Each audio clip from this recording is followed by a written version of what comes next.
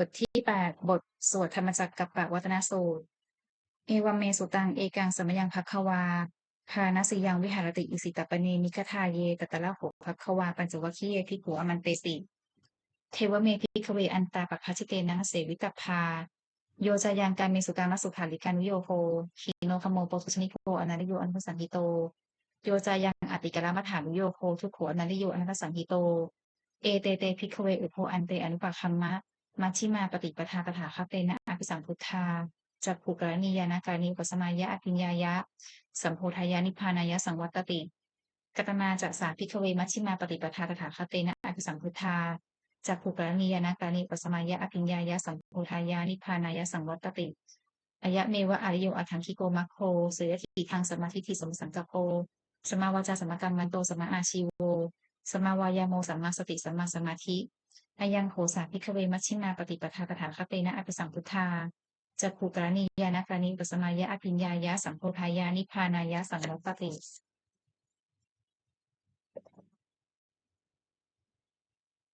ทีทางโถวนาภิกขเวทุกขังอริยสัจจังชาติปิทุกขาชราปิทุกขามรณะปิทุกขังโสกปริเทวทุกขโทมนัสสุปายาสาปิทุกขาอปีเยหิสัมปโยโคทุกโขปิเยหิวิปโยโคทุกโขยัมปิฉังนรคติตัมปิทุกขังสังคิเตนะปัญจุปทานขันธาทุกขาอีทางโขปนาภิกขเวทุกขนิทุกขสมุทโยอริยสัจจังยายังตันหาโกโนภวิกานันทิราคาสหัคตาตัตระตัตราพินันทินีเสยถีทางกามตันหาภวตันหาวิภวตันหาอีทางโขปนาภิกขเวทุกขนิโลโทอริยสัจจังโยตัสสาเยวะ ตัณหายะอเสสะวิราคานิโรโทจาโคปรินิสักโคมุติอนาลโยอีทางโขปนัพิกเวทุกขนิโรธคามินีปฏิปทาอริยสัจจังอายะเมวะอริโยอัฏฐังคิโกมัคโคเสยอถีทางสมาธิทิสมสังกัปโปสมาวาจาสมกัมมันโตสมมาอาชีโวสมมาวายาโมสัมมาสติสัมมาสมาธิอีทางทุกขังอริยสัจจันติเมพิกเวปุเพอันสุเตสุธรรมเมสุจักขุงอุตปาทิญาณังอุตปาทิปัญญาอุตปาทิวิชชาอุตปาทิอาโลโกอุตปาทิ ตังโผปนิทางทุกขังอริยสัจจังปริญเยตันติเมพิกเวปุเพอนุสเตสุธรรมเมสุจักขุงอุตปาทิญาณังอุตปาทิปัญญาอุตปาทิวิชชาอุตปาทิอาโลโกอุตปาทิตังโผปนิทางทุกขังอริยสัจจังปริญญาตันติเมพิกเวปุเพอนุสเตสุธรรมเมสุจักขุงอุตปาทิญาณังอุตปาทิปัญญาอุตปาทิวิชชาอุตปาทิอาโลโกอุตปาทิอีทางทุกขสมุทโยอริยสัจจังติเมพิกเวปุเพอนุสเตสุธรรมเมสุ จากขุนอุตปาทิญาณังอุตปาทิปัญญาอุตปาทิวิชาอุตปาทิอาโลโกอุตปาทิตังโขปนิธรรมทุกขสัมโยอริยสัจจังปหากับพันติเมพิกเวสุเทอนุสเตสุธรรมเมสุจากขุนอุตปาทิญาณังอุตปาทิปัญญาอุตปาทิวิชาอุตปาทิอาโลโกอุตปาทิตังโขปนิทังทุกขสมุทโยอริยสัจจังปหินันติเมพิกเว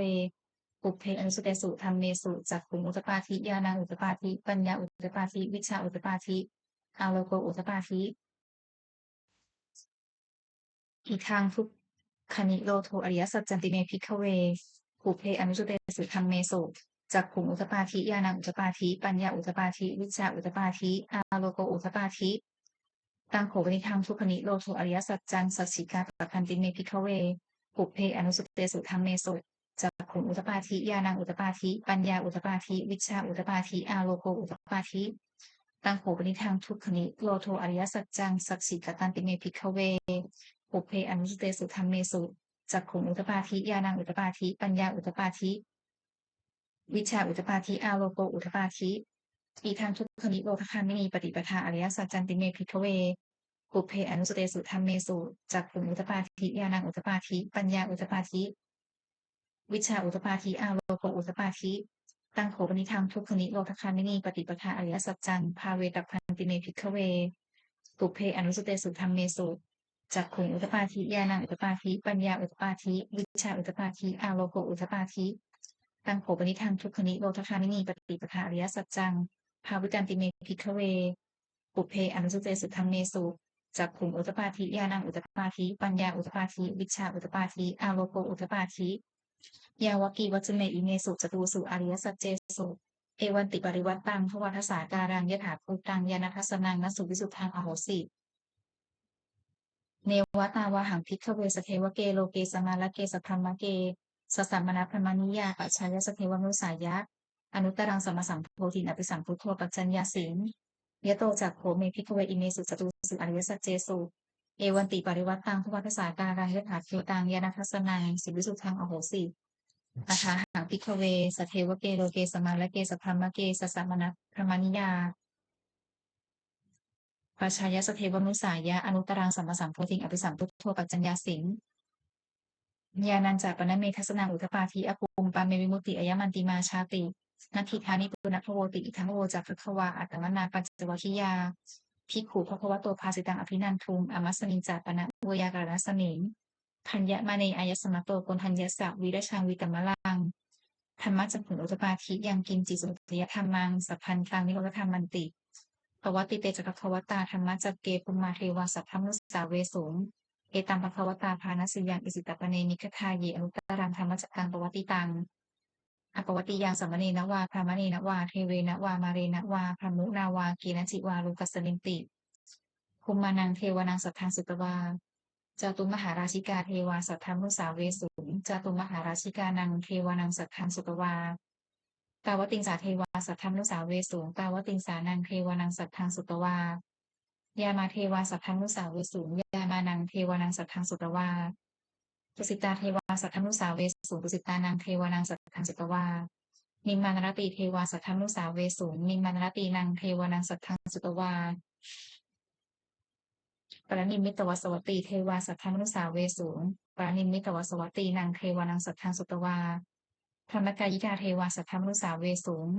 เอตัมภควตาภาณสิยังอิสิตปเนมิคทาเยอะอนุตตรังธรรมจักกังปวัตติตังอปวัตติยังสัมมเนนวาพรามเนนวาเทเวนวามาเรนวาพระมุนาวาเกณจิวาโลกัสมินติอิติหาเตนะคเนนะปนามหุเตนะยาวะพรหมโลกาสัทโธอัพพุปคัชชิอายัญจะทัสสหัสสีโลกธาตุสังกัมปิสัมปกัมปิสัมปเวทิอัปปมาโนจโอลาโลโอภาโสโลเกปาตุละโหสิอติกรรมเมวะเทวานังเทวานุภาวังอัตโขภควาอุทานอุทานิสิอัญญาสิวัตโพกนทัญโยอัญญาสิวัตโพกนทัญโยติอิติหิหังอายสมะโตกนทัญญสะอัญญาปนทัญโยเตวะนามังอโหสีติบทที่9พุทธานุสติอิติปิโสภควาอรหังสัมมาสัมพุทโธวิชชาจรณสัมปันโนสุขโตโลกวิทูอนุตตโรกุวิสธรรมสารถีสัทธาเทวามนุสสานังพุทโธภควาติบทที่10ธรรมานุสติสวากขาโตภควตาธรรมโมสันคิทิโกอาการิโกเอหิปัสสิโกโอปนัญิโกปัจจตังเวทิตโพวินยูทีติบทที่11สังขานุสติสุปฏิปันโนภควโตสาวกสังโฆอุชุปฏิปันโนภควโตสาวกสังโฆยายาปฏิปันโนภควโตสาวกสังโฆสานีจิตปฏิปันโนภควโตสาวกสังโฆเยทิทางจัตตาริปุริสวิภานิอัตถาปุริสปุคลาเอสัพพะวะโตสาวกสังโฆอาหูเนยโยปาหูเนยโยทักขิเนยโยอัญชลีกระนิโยอนุตตรังปุญญเขตังโลกัสสาติบทที่12สกัตตวาสกัตตวาพุทธรัตนังโอสถังอุตมังวรังหิตังเทวมนุสสานังพุทธเตชนะโสทินานัสสันตุปัทถวาสัพเพทุขาวูปัสสเมตุเตสกัตตวาธรรมรัตนังโอสถังอุตมังวรังปริราหุปสัมมนังธรรมเตชนะโสทินานัสสันตุปัทถวาสัพเพพยาวูปัสสเมตุเตสกัตตวาสังฆรัตนังโอสถังอุตมังวรังอาหูเนยยังปาหูเนยยังสังฆเตชนะโสทินานัสสันตุปัทถวาสัพเพโรคาวูปัสสเมตุเตบทที่13พระคาถาชินบัญชรสมเด็จพระพุทธจารย์โตพรหมรังสีชยาสนากตังพุทธาชิตวามารังสวาหานังจตุสัจจสพังรสังเยตุวิสุงนราสภาตันหังกราทโยพุทธาตถาวิสตินายกาสัพเพปฏิหิตามยหังมัทเกเตมุนิสราสีเสปฏิหิโตมยหังพุทโธธรรมโมทวิโรจเนสังโฆปฏิหิโตมยหังอุเรสภาคุณากโรหัทเยเมนุรุโทสาลีปุตโตสทัคคิเนกวนทัญโยปฏิภาคัสมิงโมคคลานุจวามะเกทัคคิเนโสเนมยหังอาสุมานันทราหุลากัสโปจมหานาโมอุภาสุนวามาสุตะเกเกสโตปฏิภาคัสมิงสุริโยวัปพังกโรนิสินโนสิสังปันโนโสภิโตมณิปุงคโวกุมารกัสโกเทโรมเหสีจิตวาทโกโสมยหังวัฒเนนิจังปฏิฐาสิกุณากโร ปุณโญอังคุลิมาโลจะอุปารีนันทสีวลีเทระปัญจอิเมชาปานราเตติอากามะมะเสสาสีติมหาเทราวิชิตาชินสาวกาเอเตสีติมหาเทราชิตวันโตชิโนรัสสาชรันตาสุเตเชนะอังคมันเคสุสันทิตา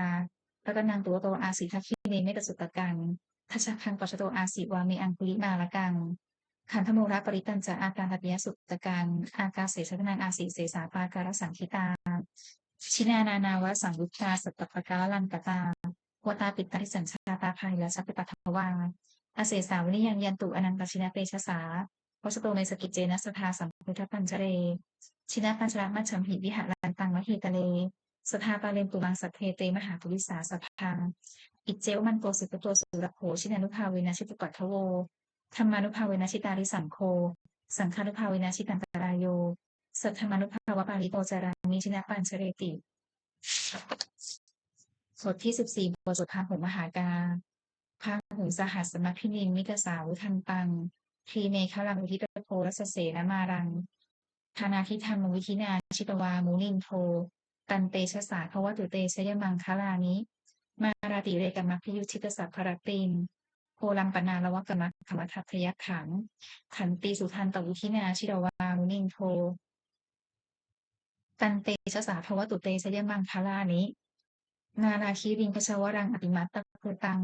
ทาวกิจตมัสมีวสุธารุนันตังเมตันปุเสกวิธินาชิตวามุนินโทตันเตชะสาภวตุเตชยมังคลานิอุคิตคัคขมติหักขสุธารุนันตังทาวันติโยชนะปะถังคุลินาระวันตังอิทธิพิสังคตามโนชิตวามุนินโทตันเตชะสาภวตุเตชยมังคลานิกัตตวานะกัตถมุทรันติวคัพพินิยาจินจายทุทวจนังชยกายมัชเชสันเตนโสมวิธินาชิตวามุนินโทตันเตชะสาภวตุเตชยมังคลานิสัจจังวิหายมาติสัจจกาวาทเกตุนวทาพิโรปิตามนังอติอันทกุตังปัญญาปฏีปชาริโตชิตวามุนินโทตันเตชะสาภวตุเตชยมังคลานินันโทปนันทพุชคังวิพุทังมหิทิงปุตเตนะเถระพุชเคนะธรรมาปยันโตอิทูปเทสวิธินาชิตวามุนิงโพตันเตชะสาภวตุเตชยมังคารานิทุกขาทิทิพุชเคนะสุทัตถะถังพรัมมังวิสุทธิชุติมิทิปกาพิธานังยานาคเทนวิธินาชิตวามุนิงโทตันเตชะสาภวตุเตชยมังคารานิเอตาปิพุทธชยมังคละอัตถคาถาโยวาจโมทินาทิเนสระเตมตันทีหิวานเนกวิวิธานิจุปัทวานิโมขังสุขังอธิเทเมยนาโรสปัญโยมหาการุณิโกนาโถหิตายสัพพปานินังปูเรตวาปารมีสัพพาปัตโตสัมโพธิมุตตมังเอเตนะสัจจวเชนะโหตุเตชยมังคลังชยันโตโพธิยาโมเรจักยานังนันวัฒโนเอวังตวังวิจโยโหวิสยสุชยมังคะเลอาปนาสติปัลลังเกสีเสปทัพพิโกคะเลอภิเสเกสัพพพุทธานังอาคัปปโตปโมทติสุนัขขัดตังสุนันพลังสุขภาตังสมุทิตังสุขโนสมุหุโตจัสสุวิถังพระมจาริสุปทักขินังกายกรรมังวาจากรรมังปทักขินังปทักขินังมโนกรรมังปณีทีเตปทักขินาปทักขินานิกัตตวานะละพันตัเถปทักขิเนภวตุสัพพมังคลังละพันตุสัพพเทวตาสัพพุทธานุภาเวนะสทาโสถีพวันตุเตภวตุสัพพมังคลังละพันตุสัพพเทวตาสัพพธรรมานุภาเวนะสทาโสถีพวันตุเตภวตุสัพพมังคลังละพันตุสัพพเทวตาสัพพสังฆานุภาเวนะสทาโสถีพวันตุเตบทที่15ปฏิทานคาถายาเทวตาสันติวิหารวาสินีถูเปคะเลโพธิคะเลตะหิงตะหิงตาธรรมทานีนะพวันตุปูชิตาโสถิงกโรเตนถาวิหารมันทะเลเทระจามัชชานวกาจพิกขโวสารามิกาธนปฏิวาสกาธามาจเทสานิขมาจอิสราสัปปานภูตาสุปิตาพวันตุเตชราพุชาเยปิจาทสัมภวาสังเสทชาตาอาทโวปปาติกาวิญญาณิกังธรรมวรังปฏิจเต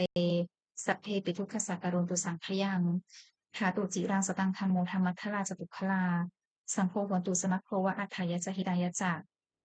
อัมเหรักขตุสัทธัมโมสัพเพปิธรรมจาริโนวุทิงสัมปาตุเนยามะธรรมิอริยปเวทิเตปสันนาโหตุสัพเพปิปานิโนพุทธศาสเนสัมมาทารังปเวชันโปกาเลเทโรปวัสสตุวุติภาวายสัตตานางสนึทังเนตุเมทนิงมาตาปิตาจะอัตราชังนิจังรักขันติตุตกัง เอวังธรรมินราชาโนปชังรักขันตุสัพพทาบทที่16เทวตาอุโยชนะคาถาบทส่งเทวดาทุกขปัตตาจนิทุกขาพยปัตตาจนิพยาโสปัตตาจนิโสกาโหนตุสัพเพปิปานิโนเอตาวตาจะอัมเหหิสัมปตังปุญญสัมปทังสัพเพเทวานุโมทันตุสัพพสัมปติสิทธิยาทานังทันตุสัพพายาสีลังรักขันตุสัพพทาภาวนาพิรตาโหนตุคัจฉันตุเทวตาคตาบทที่17สุมังคลคาถาโหนตุสัพพังสุมังคลังรักขันตุสัพพเทวตา สัพพุทธานุภาเวนะโสติโหนตุนิรันตารังโหนตุสัพพังสุมังคลังรักขันตุสัพพเทวตาสัพพธรรมานุภาเวนะโสติโหนตุนิรันตารังโหนตุสัพพังสุมังคลังรักขันตุสัพพเทวตาสัพพสังฆานุภาเวนะโสติโหนตุนิรันตารังสัพเพพุทธาละปัตตาปัจเจกานันจะยังพลังอรหันตานันจะเตเชนะรักขังพันธามิสัพพโสสัพเพพุทธาละปัตตาปัจเจกานันจะยังพลังอรหันตานันจะเตเชนะรักขังพันธามิสัพพโส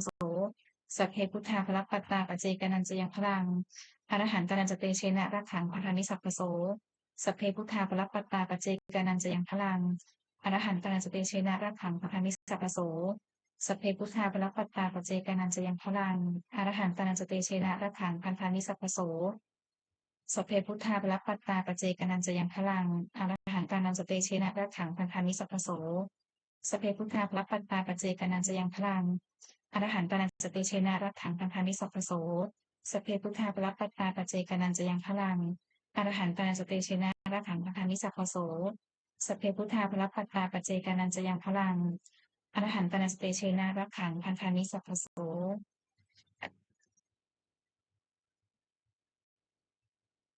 ด้วยอานุภาพแห่งสัจจะอธิษฐานอานุภาพแห่งความเพียรและในสมในการบูชาพระรัตนตรัยด้วยการสาธยายบทสวดมนต์พระสูตรพระปริตถคาถาเหล่านี้ขอความสุขสวัสดีจงมีแก่ข้าพเจ้าขอพ้นจากทุกภัยทั้งปวงขอให้ข้าพเจ้าเจริญทางโลกและทางธรรมขอทุกเทพเทวดาทั้งหลายโปรดอนุโมทนาในการสวดสาธยายมนต์และธรรมะเหล่านี้เมื่ออนุโมทนาแล้วโปรดอนุเคราะห์ให้แก่ข้าพเจ้าและวัตถุมงคลพระปิตายอดเศรษฐีเหรียญยอดเศรษฐีเหรียญละปู8ตลอดจนวัตถุมงคลทั้งปวงที่สามสีสร้างขึ้นให้เปลี่ยนด้วยอนุภาพแห่งพระปริจงสำเร็จศักดิ์สิทธิ์พุทธประการเทินสาธุ